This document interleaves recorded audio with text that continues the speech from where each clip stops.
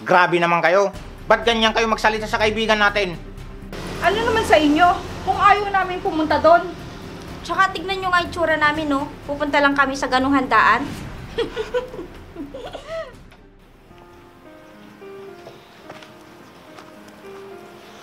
Doon tayo maghintay sa loob. May dito sa labas. Oo nga naman, Lisa. Tara sa loob. Naku, kayo na lang muna. Di ba sinabi ko naman sa inyo na wala akong pera? Ano ka ba? Di ba sabi ni Miss at Mira na silang sasagot sa lahat? Oo nga. Kaya anong kinakatakot mo dyan? Wala din naman akong pera. Nagtitipid din kami ngayon. Kaya nga.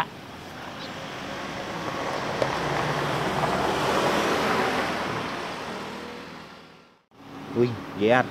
Ang garaw naman ng sasakyan na to. Oo nga. Siguro mayaman yung mga yan.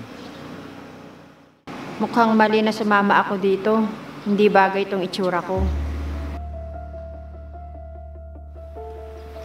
Oh, ba't ganyan ang mukha mo? Nahiya kasi ako. Hindi yata bagay itong itsura ko dito. Ano ka ba? Huwag ka nga ganyan.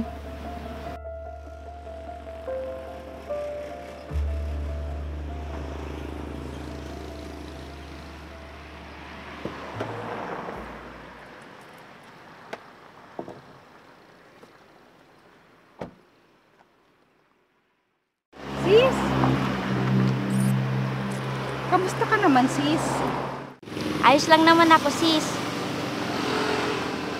Nako, parehas tayong sunerte, ha? Sis, tignan mo sila. Wala pa rin pinagbago. Parang nga.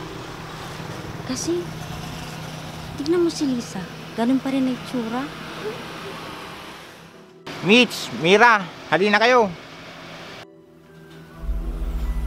Gutom na siguro ang mga yan. Kanina pa ba kayo dito? Oo nga. Mukhang gutom na kayo. Hindi naman. Grabe. Ibang-iba na kayo.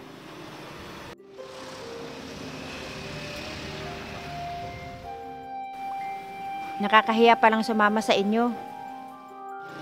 Hoy, ano ba yung sinasabi mo? Matagal tayo magkakaibigan, no? Nahiya ka pa dyan. Oh, pasok na tayo. Nang maka-order na ng pagkain. Baka gutom lang yan si Lisa.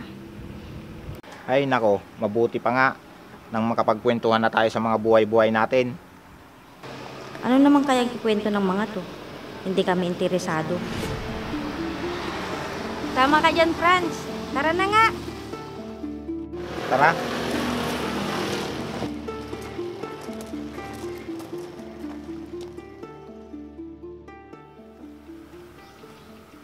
Oh, Franz.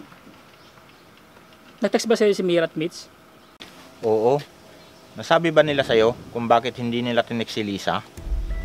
Yun na nga eh. Hindi ko lang sasabihin ko sa kaibigan natin kung magtatanong. Ano kaya ang dahilan kung bakit ayaw nilang isama natin si Lisa? Franz, ikaw na lang kayo magtalong sa kanila. Mabuti pa nga.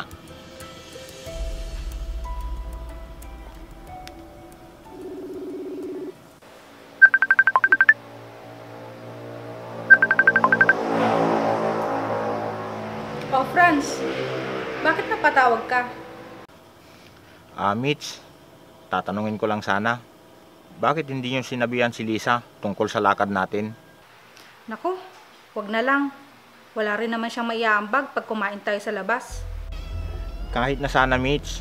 E di pag-ambagan na lang sana natin ulit. Na naman?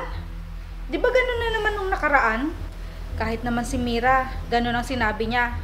Kayong dalawa lang daw ang sabihan ko. Grabe naman kayo, Mitch. Ano na lang sasabihin at mararamdaman ni Lisa kapag nalaman niya? Basta, susunduin na lang namin kayo. Yung kotse ni Mira ang gagamitin natin. Pinag-usapan pala nila ni Mira na 4 lang tayo. Ako man, masama ang loob kung hindi natin kasama si Lisa.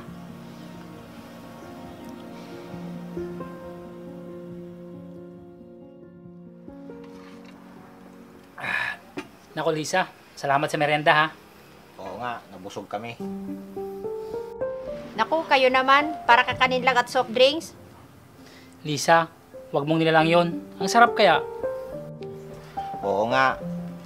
Siya nga pala, nasabihan mo na ba si Mira at Mitch tungkol sa birthday ng anak mo? Naku, hindi pa pala. Sandali, tatawagan ko sila.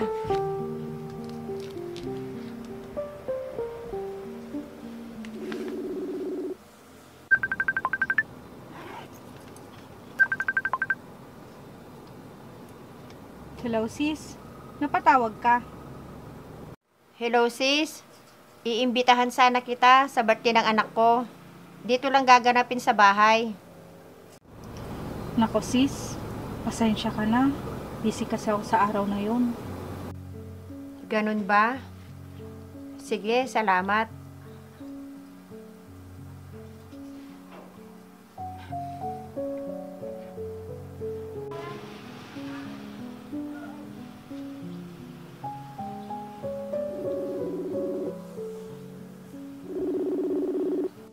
O sige sis, di na rin ako sasama kung doon lang. Bye.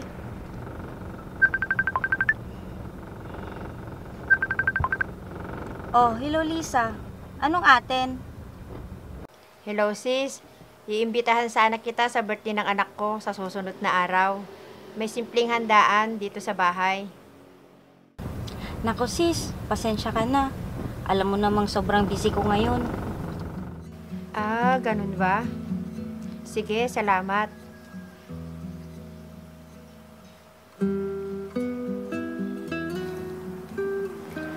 Sa itsura mong yan, parang alam ko na, Lisa.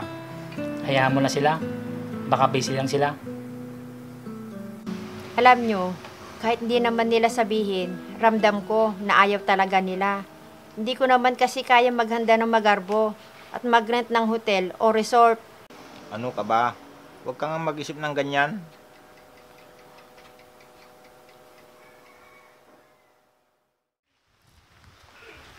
Kuya Franz, nagsharong ka na naman oh. Hoy, JR, si Lisa kayang nagbalot nito para daw sa inaanak niya. Nakita mo yon? Kahit simpleng handaan lang, ang dami niyang bisita. Alam mo kasi, likas na mabait at palakaibigan si Lisa. Kaya hindi posibleng mangyari yun.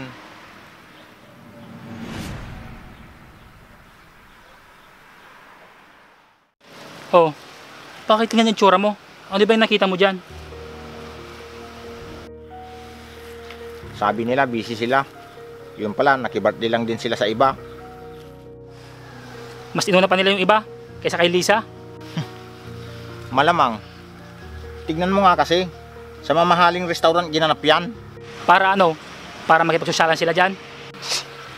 Ano pa nga ba? Di ba, mayayaman na sila? Akala mo kung sino sila? Akala nila, hindi natin alam ang sitwasyon nila? Muna ka nang umuwi, Franz. Pupunta ko lang yung dalawa para usapin sa ginawa nila. Sama ako, JR. Gusto ko rin silang sumbatan dahil dito. Tara. Grabe no, ang bongga ng birthday na yon. Oo nga. At sobrang sarap pa ng mga pagkain. Oo nga eh.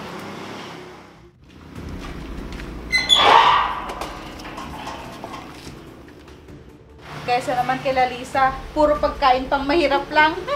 Kaya ba nagsinungaling kayo? At sinabi niyong busy kayo? Grabe naman kayo. Ba't ganyan kayo magsalita sa kaibigan natin? Ano naman sa inyo, kung ayaw namin pumunta doon?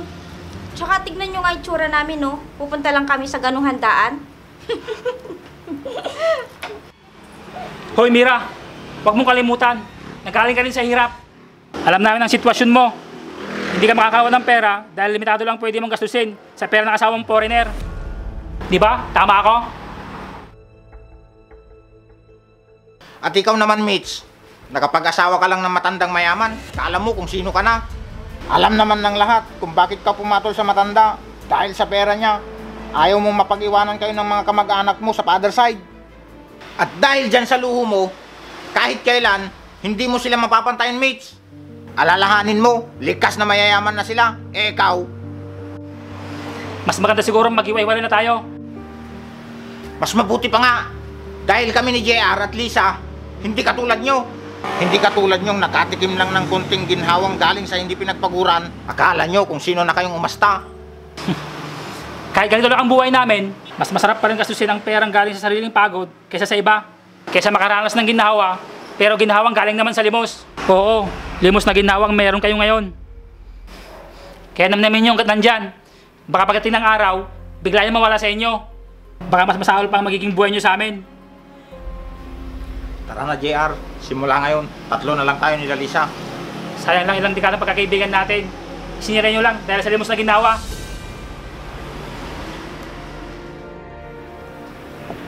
Mukhang tama sila, sis. Parehas tayo nakalimot sa halaga ng pagkakaibigan natin.